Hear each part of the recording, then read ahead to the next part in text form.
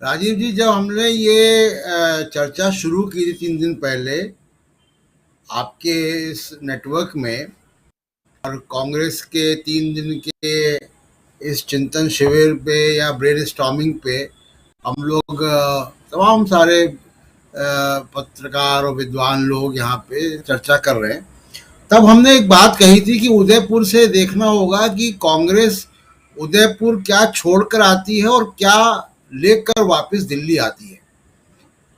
ये भाषणों में बाल की खाल या ये प्रपोजल आया ये नहीं आया, ये एक बहुत लंबी चर्चा हो जाएगी अगर उसमें हम देखें। मोटा तौर पे जो 3-4 चीजें मैं देख रहा हूँ 3 दिन का, अगर मेरे हिसाब से निचोड़ निकाला जाए तो वो क्या निकलता है।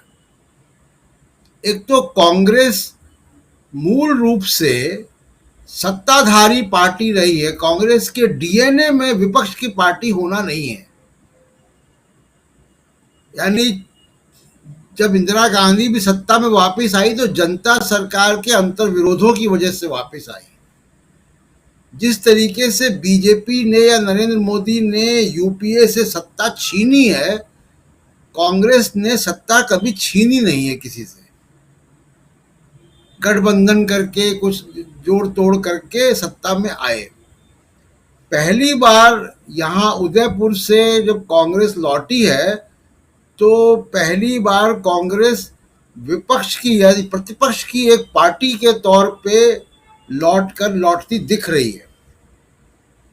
तो एक तो कांग्रेस के डीएनए में ये बड़ा परिवर्तन आया है। दूसरा चीज, वो और क्या क्या चीज छोड़कर आए हैं इस प्रक्रिया में।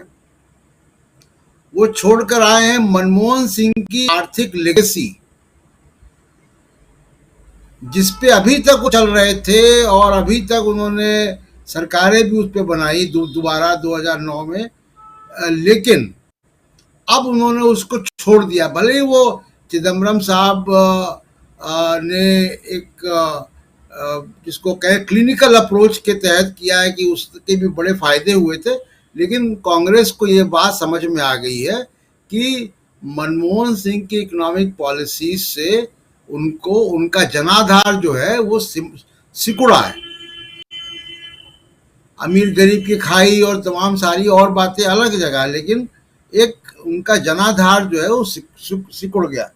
दूसरा, वो राजीव गांधी की पॉलिटिकल लेगेसी को भी उदयपुर छोड़कर आए हैं।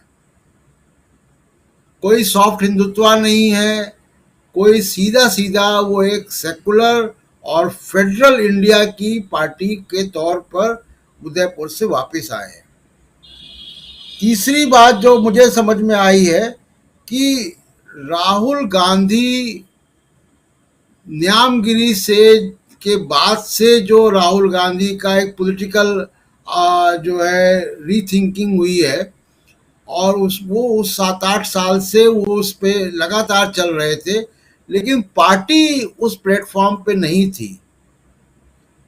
पहली बार ये लगा है कि राहुल गांधी जिन बातों को कह रहे थे वो पार्टी की तरफ से अब उसमें मुहर लगी है।